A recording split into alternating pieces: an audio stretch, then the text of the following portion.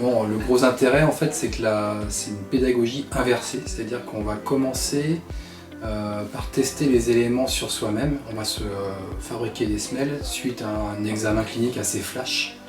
Et ça permet en fait de tout de suite se l'appliquer à soi-même, de tester les éléments à soi-même et de voir comment ça peut modifier la clinique.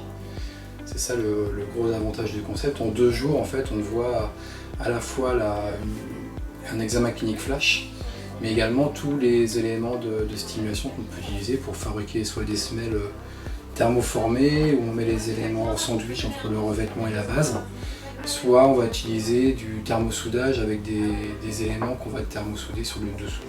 Voilà. L'intérêt c'est la pratique directement au cabinet. L'intérêt c'est vraiment des formations pratico-pratiques.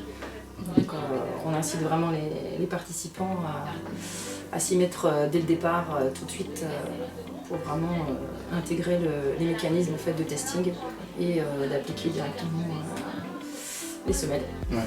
Et quand on se revoit pour la formation de 3 jours, du coup on a des feedbacks sur les examens cliniques et on revoit plein d'examens cliniques et on va un peu plus loin à la fois sur la clinique, c'est-à-dire qu'on balaye tous les tests qu'on utilise en posturaux, comme le vertical de Barré, le Fukuda, le Basani, en plus du posturodynamique, la MCP, le test des extenseurs, et j'en oublie.